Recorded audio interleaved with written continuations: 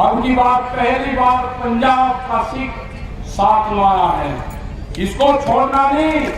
इससे मजबूत कौम नहीं मिली हमको भी बहुत दिन से तलाश थी कि पंजाब साथ में आ जाए तो हम क्रांति ला देंगे। हमारे पास में ठियाबंदी नहीं थी, जो लंगर चलाने की व्यवस्था थी वो नहीं थी। हमने बहुत पंचायतें करी। टिकैत साहब भी कहते थे कि भूख हड़ताल से देश में कुछ नहीं होने वाला।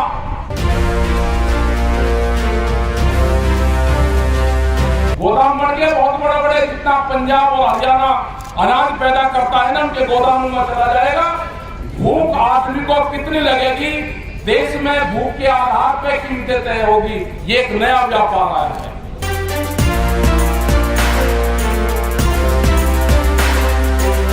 ये बाजरे का रेट 11 रुपया किलो बाजरा बिकता हो और शहर में 120 रुपये किलो का बाजरे का आटा बिकता हो। आदमी को तो छोड़ दो, जो जिसको दान करते हैं ना, वो कुत्ता भी देश में भूख से मरेगा। भूख का व्यापार, नया व्यापार दुनिया में, ये नया ट्रेंड आया है। सरकार ਦੇ ਵੱਲੋਂ ਪਾਸ ਕੀਤੇ ਗਏ 3 ਕਾਲੇ ਖੇਤੀ ਕਾਨੂੰਨ, ਜਿਨ੍ਹਾਂ ਨੂੰ ਰੱਦ ਕਰਵਾਉਣ ਵਾਸਤੇ ਦੇਸ਼ ਭਰ ਦੇ ਕਿਸਾਨਾਂ ਵੱਲੋਂ ਲਗਾਤਾਰ ਲੜਾਈ ਚੱਲ ਰਹੀ ਹੈ ਸੈਂਟਰ ਦੀ ਗਵਰਨਮੈਂਟ ਦੇ ਨਾਲ। ਇਸੇ ਦਰਮਿਆਨ ਕਿਸਾਨ ਜਥੇਬੰਦੀਆਂ ਵੱਲੋਂ ਸਮੇਂ-ਸਮੇਂ ਤੇ ਕੋਈ ਨਾ ਕੋਈ ਸੱਦਾ ਦਿੱਤਾ ਜਾਂਦਾ ਹੈ, ਪ੍ਰੋਗਰਾਮ ਉਲੀਕੇ ਜਾਂਦੇ ਨੇ, ਨਵੀਂ ਰਣਨੀਤੀ ਬਣਾਈ ਜਾਂਦੀ ਹੈ। ਤੇ ਹੁਣ ਦੀ ਰਣਨੀਤੀ ਦੇ ਅਨੁਸਾਰ ਬੀਤੇ ਕੱਲ 16 ਫਰਵਰੀ ਨੂੰ ਸਰ ਛੋਟੂ ਰਾਮ, ਜਿਸ ਨੂੰ ਕਿਸਾਨਾਂ ਦਾ ਮਸੀਹਾ ਕਿਹਾ ਜਾਂਦਾ ਹੈ, ਉਹਨਾਂ ਦਾ ਜਨਮ ਦਿਵਸ ਮਨਾਇਆ ਗਿਆ। ਇਸ ਜਨਮ ਦਿਵਸ ਦੇ ਦੌਰਾਨ ਦੇਸ਼ ਭਰ ਦੇ ਕਿਸਾਨਾਂ ਵੱਲੋਂ ਵੱਖ-ਵੱਖ ਥਾਵਾਂ ਉੱਤੇ ਕਿਸਾਨਾਂ ਦੀ ਇਕਜੁੱਟਤਾ ਦਾ ਪ੍ਰਗਟਾਵਾ ਕੀਤਾ ਗਿਆ। ਇਸੇ ਮੌਕੇ ਸਰ ਛੋਟੂ ਰਾਮ ਜਯੰਤੀ ਦਿਵਸ ਉਹਨਾਂ ਦੇ ਜੱਦੀ ਪਿੰਡ ਹਰਿਆਣਾ ਦੇ ਸਾਂਪਲਾ ਵਿਖੇ ਵੀ ਮਨਾਇਆ ਗਿਆ। ਉੱਥੇ ਕਿਸਾਨ ਅੰਦੋਲਨ ਦਾ ਇੱਕ ਵੱਡਾ ਚਿਹਰਾ ਬਣ ਚੁੱਕੇ ਕਿਸਾਨ ਆਗੂ ਭਾਰਤੀ ਕਿਸਾਨ ਯੂਨੀਅਨ ਦੇ ਲੀਡਰ ਰਾਕੇਸ਼ ਟਿਕੈਤ ਵੀ ਸ਼ਾਮਲ ਹੋਏ ਪੁੱਜੇ, ਜਿੱਥੇ ਉਹਨਾਂ ਨੇ ਦੇਸ਼ ਭਰ ਦੇ ਕਿਸਾਨਾਂ ਨੂੰ ਸੰਬੋਧਿਤ ਕੀਤਾ। ਇਸ ਮੌਕੇ ਦੱਸ ਦਈਏ ਕਿ ਉਹਨਾਂ ਦੇ ਨਾਲ ਹੋਰ ਕਿਸਾਨ ਆਗੂ ਵੀ ਮੌਜੂਦ ਸੀ ਤੇ ਉੱਥੇ ਸਟੇਜ ਦੇ ਉੱਤੇ ਨਿਹੰਗ ਸਿੰਘ ਵੀ ਸ਼ਾਮਿਲ ਸੀ, ਉਹਨਾਂ ਦੇ ਨਾਲ ਕਿਸਾਨ ਅੰਦੋਲਨ ਦਾ ਸਮਰਥਨ ਕਰਦੇ ਹੋਏ।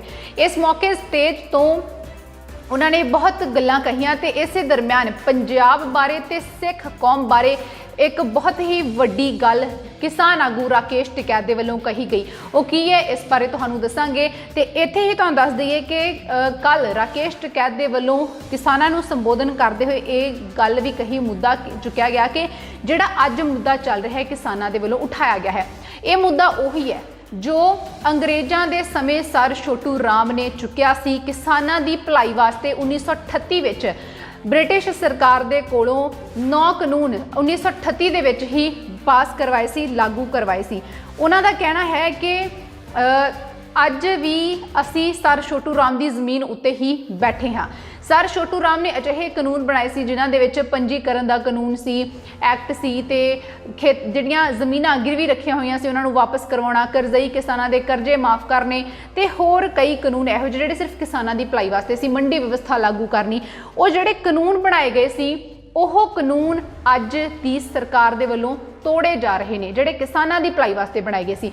ਉਹਨਾਂ ਦਾ ਕਹਿਣਾ ਹੈ ਕਿ ਅਸੀਂ 72-73 ਸਾਲਾਂ ਤੋਂ ਦੇਖਦੇ ਆ ਰਹੇ ਹਾਂ ਕਿ ਹਰਿਆਣਾ ਤੇ ਪੰਜਾਬ ਦੇ ਕਿਸਾਨਾਂ ਨੂੰ MSP ਮਿਲਦੀ ਸੀ।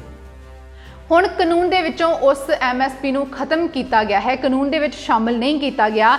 ਤੇ ਉਹਨਾਂ ਦਾ ਕਹਿਣਾ ਹੈ ਕਿ ਅਸੀਂ ਪੰਜਾਬ ਤੇ ਹਰਿਆਣਾ ਵਿੱਚ ਜਾ ਕੇ ਆਪਣੀਆਂ ਫਸਲਾਂ ਨੂੰ ਵੇਚਦੇ ਸੀ, ਪਰ ਜੇਕਰ MSP ਨਹੀਂ ਰਹਿੰਦੀ ਤਾਂ ਇਹਦੇ ਨਾਲ ਪੰਜਾਬ, ਹਰਿਆਣਾ, UP ਸਾਰੇ ਜਿਹੜੇ ਰਾਜ ਆ ਉਹਨਾਂ ਦਾ ਕੋਈ ਵੀ ਕਿਸਾਨ ਨਹੀਂ ਬਚੇਗਾ। ਜਦੋਂ MSP ਹੀ ਖਤਮ ਹੋ ਗਈ, ਫਸਲਾਂ ਜਿਹੜੀਆਂ ਆ ਉਹਨਾਂ ਦਾ ਕੋਈ ਰੇਟ ਨਹੀਂ ਹੋਵੇਗਾ।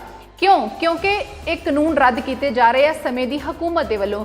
ਉਹਨਾਂ ਨੂੰ ਨਹੀਂ ਦਿਖਦਾ, ਉਹ ਚਮਚਮਾਉਂਦੇ ਘਰਾਂ ਦੇ ਵਿੱਚ ਰਹਿੰਦੇ ਨੇ, ਉਹਨਾਂ ਨੂੰ ਜ਼ਮੀਨੀ ਪੱਧਰ ਉੱਤੇ ਨਹੀਂ ਪਤਾ ਕਿ ਕੀ ਹੋ ਰਿਹਾ ਹੈ।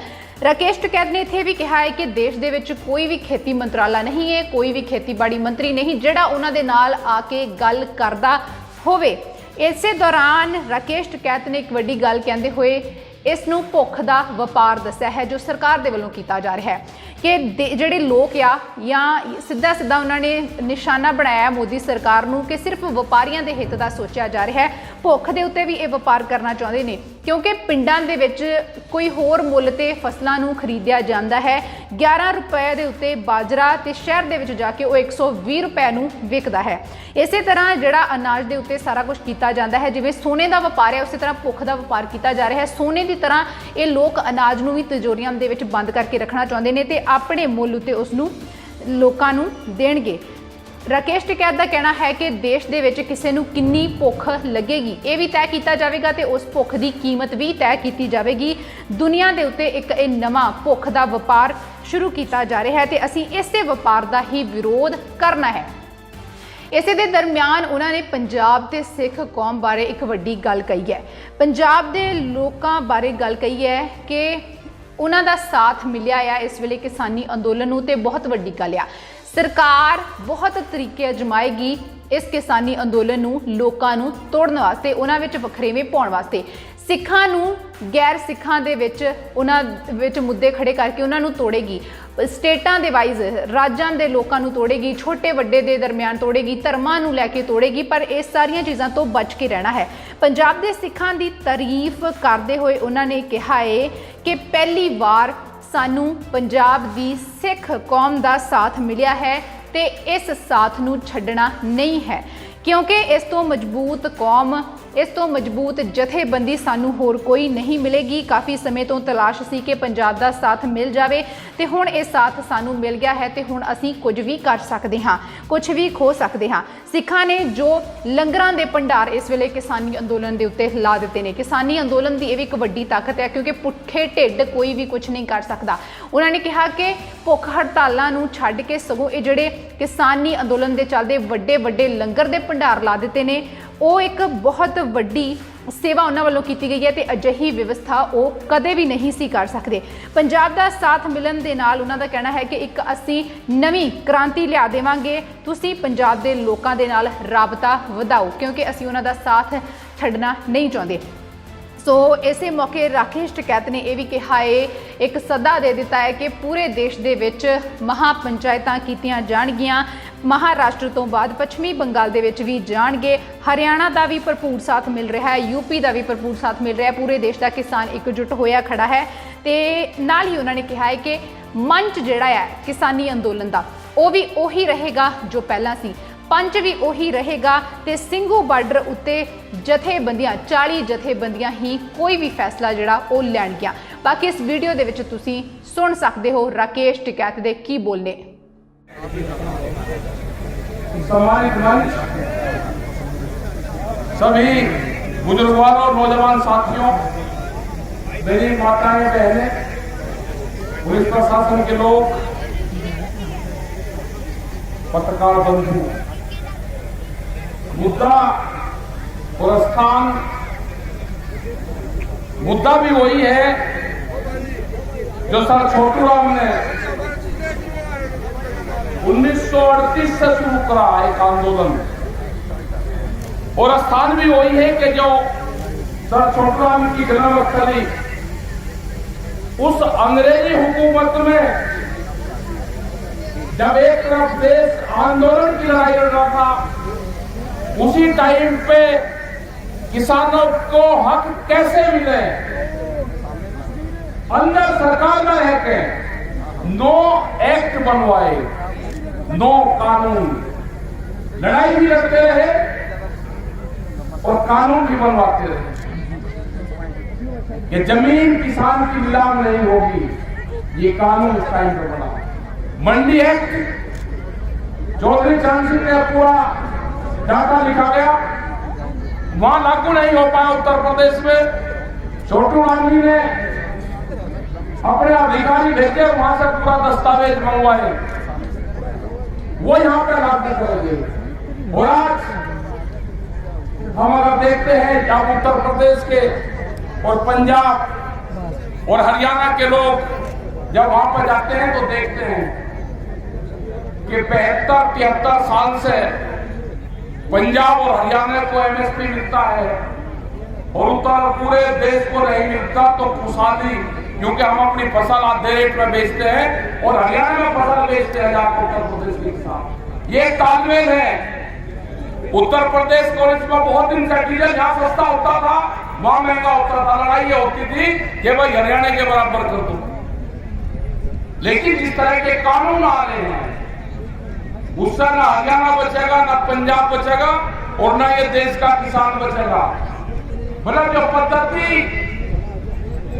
जो कानून, कृषि उत्पादन मंडी, गिरवी रखी हुई जमीन के एक्ट बने, सहकारी पंजीकरण एक्ट बना, और ये भी एक्ट बना था कि अगर किसी ने 100 रुपए कर्जे पर दे दिया, अगर उसने 200 दे दिए तो पूरा खत्म हो जाता था।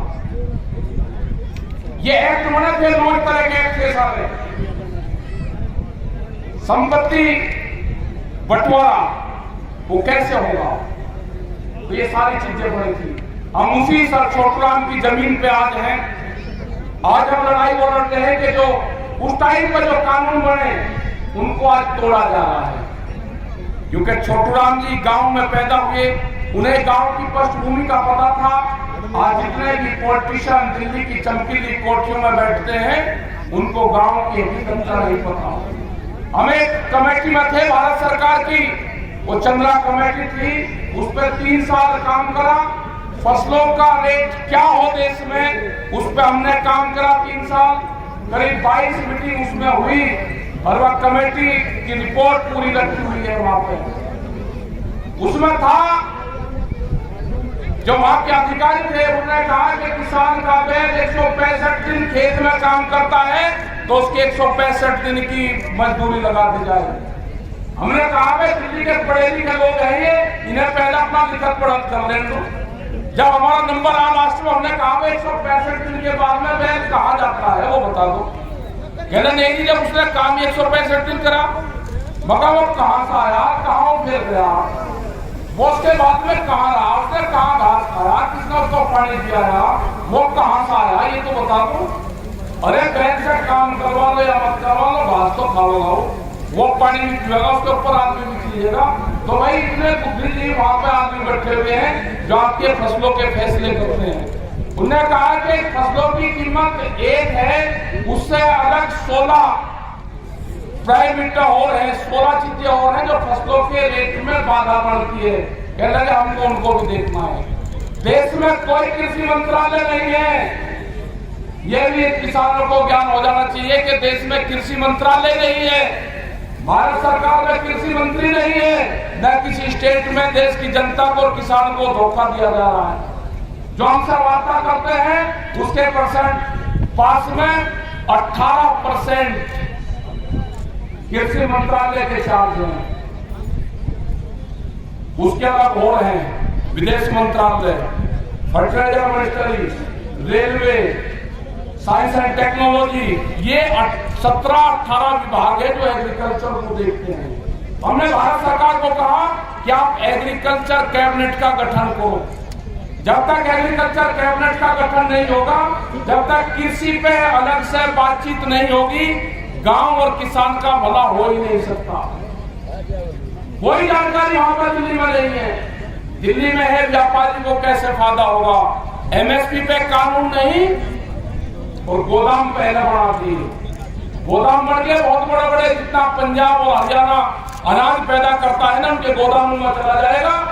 भूख आदमी को कितनी लगेगी, देश में भूख के आधार पे कीमतें तय होगी। ये एक नया व्यापार आया है, गरीब आदमी मारा जाएगा। किसान तो चलो यहाँ पे दाल और चावल सा बच जाएगा, लेकिन दूसरे फसलें तो उसकी भी कीमतें डाउन है। लेकिन उस गरीब आदमी का क्या होगा, उस दुकानदार का क्या होगा, जो शहर में रहने वाले लोग क्या, उनका क्या होगा। ये बाजरे का रेट 11 रुपया किलो बाजरा बिकता हो और शहर में 120 रुपये किलो का बाजरे का आटा बिकता हो, उसको नहीं पता। उसको ये पता है कि किसान मुझे महंगा देता है, लेकिन जो बीच का आदमी है उसको नहीं जानता बीच का आदमी कौन है। ये बीच का आदमी जो भूख पे व्यापार करता है, ये आदमी आपके बीच में आ गया।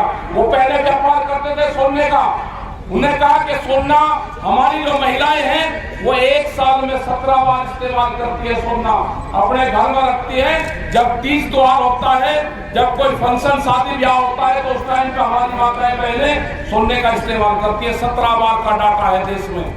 उन्होंने कहा कि अनाज कितनी बार करता है कि भूख 700 बार लगती है आदमी को। तो व्यापार भूख पे करो। नया ट्रेंड पूरी दुनिया में आया है कि भूख पे व्यापार होगा। और जब रोटी तिजोरी में बंद हो जाएगी, कटीले तार जो दिल्ली के चारों तरफ लगे हैं, वे आपके गोदाम के चारों तरफ तो होंगे। बंदर जितना भी चलना है, अंदर से रोटी नहीं जा सकता। बंदर भी इस तरह के कटीले तार और किले लगाए गए हैं, बंदर भी नहीं रोक सकता।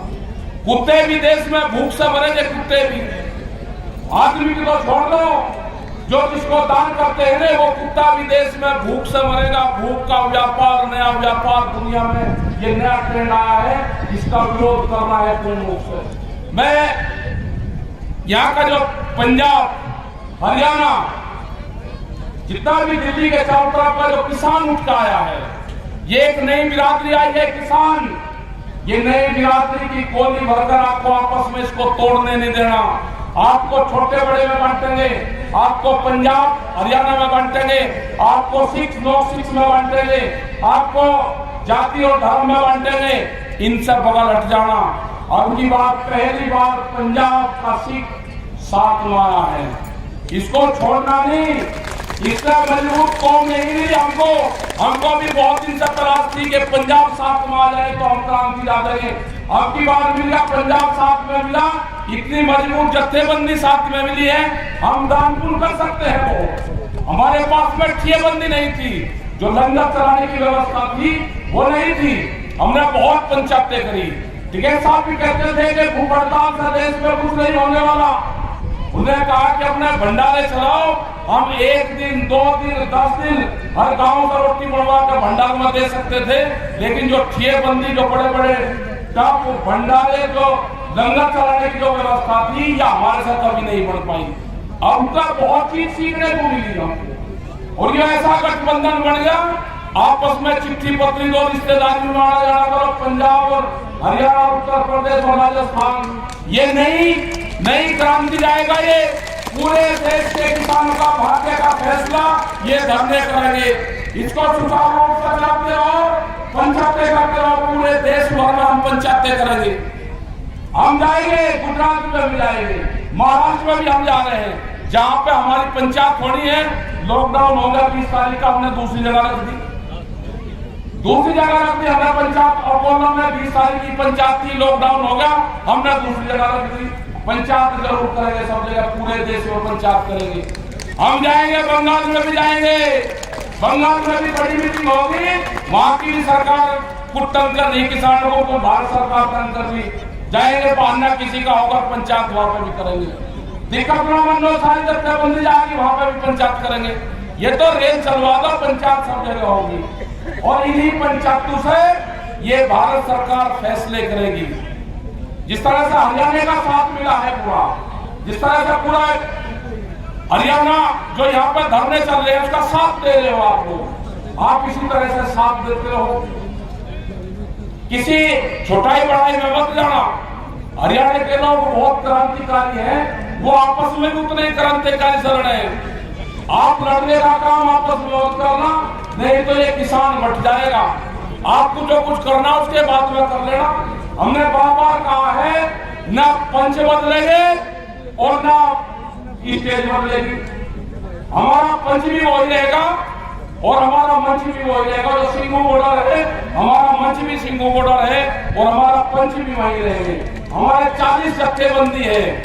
आप उस 40 जत्थेबंदी पे विचार करना, उस 40 जत्थेबंदी को आप पीछे से सपोर्ट करना। हम फैसले उसी 40 जत्थेबंदी से सरकार से करवाएंगे। आप विश्वास रखना, पूरे देश के फैसले यहाँ से योगेंगे, जत्थेबंदी करेगी। एमएसपी पे कानून भी बनेगा जिससे आसाम के किसानों को भी लाभ होगा। जिसने कभी एमएसपी पे अपना बेचा ही नहीं कुछ भी सामान, जो बिहार, वहाँ की मंडियां खत्म कर दी। बिहार में मंडियां खत्म कर दी, वहाँ पे 55 फुट के घास जम गए पूरी मंडी पे, वहाँ का व्यापारी रुक रहा है।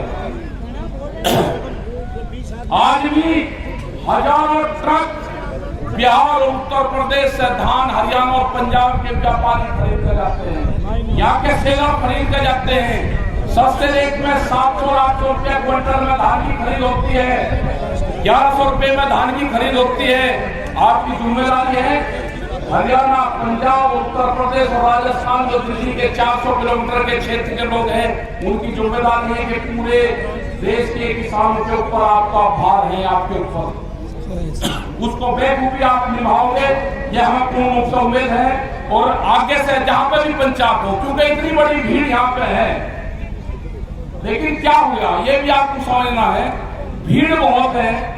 स्टेज कहाँ पे बनाया, हमेशा आने वाले टाइम पे स्टेज कहाँ पड़ना चाहिए वो भी सब लोगों को समझना चाहिए। स्टेज वहां पड़े के सूरज स्टेज पे बैठने वाले लोगों के मुंह पे हो, और पीठ जो पब्लिक है, पब्लिक के पीठ के ऊपर सूरज रहना चाहिए, तो आपकी भीड़ कम नहीं होगी। पब्लिक अगर दम होगी, इनके चेहरे पर सूरज लगेगा तो भीड़ घट जाएगी, और मंच पर ज्यादा भीड़ होगी। जब सूरज मंच के लोगों पर लगेगा तो मंच पे भीड़ कम होगी और पब्लिक में भीड़ ज्यादा होगी, हमेशा आप ध्यान रखना। क्योंकि जितने लोग यहाँ से जा रहे हैं, माताएं बहने ये ऐसे कर रही, सूरज आंखों के सामने है, नेता बिल्कुल सुरक्षित है। नेताओं पे धूप रहनी चाहिए चेहरे पे, और पब्लिक की पीठ पर सूरज रहना चाहिए, तो आपको भीड़ की कमी नहीं लगेगी। कोई भीड़ की कमी यहाँ पे नहीं है, लेकिन सूरज ने पूरा डिस्टर्ब कर दिया इन चीजों का।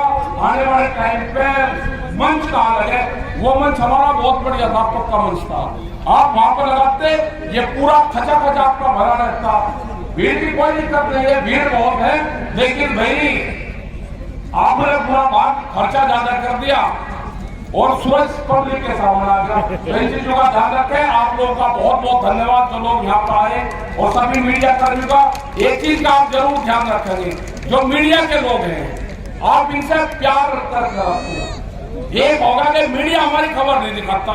अरे मीडिया के ऊपर कैमरा और कलम पे बंदूक का पहरा है, कैमरे और कलम पे बंदूक का पहरा है, ये कैसे दिखाई आपकी बात। आने वाला टारगेट तो इन पे ही है, सेंसर बोर्ड लगाकर इनके ऊपर एक खबरें जाएंगी, एक खबरें छलका जाएंगी। महंगाई का क्या हाल है, आज डीजल के रेट बढ़ रहे हैं, उसका असर किस पे पड़ेगा, उसका असर आम पब्लिक पर पड़ेगा। कोई गाड़ी नहीं चला रहा, कोई दिक्कत नहीं है, लेकिन जिस हिसाब से महंगाई बढ़ रही है, स्कूलों की फीस बढ़ रही है, ट्रेन नहीं चलवाई जा रही, क्योंकि ट्रेनों को बेचने का प्रोग्राम है, इसलिए ट्रेन नहीं चलाई जा रही। हमारा है कि ट्रेन भी चले, महंगाई भी कम हो, फसलों के रेट भी बढ़े, 3 बिल वापसी हो, MSP पे कानून बने, ये हमारी इस मंच से डिमांड है। और जो लोग यहाँ पाए सभी का धन्यवाद। राज्यपाल जी आगे हमारे बड़े भाई सब लोग बैठ जाओ, जो हमारे सीनियर लीडर हैं, राज्यपाल जी होगा साहब आपके बीच में बोले, आप राज्यपाल जी की, क्योंकि हमारे सबसे सीनियर लीडर राज्यपाल जी जत्थेबंदी के हैं। आप जरूर जो खड़े हैं, आप खड़े खड़े सुन लो, राज्यपाल जी की आप जरूर बात सुनोगे। मैं अपनी बात समाप्त कर रहा हूँ, और राज्यपाल जी की आप जरूर बात सुनकर जाओगे। बहुत सीनियर लीडर हमारे राज्यपाल जी है, इस पूरे जत्थेबंदी के राज्यपाल जी आओगे।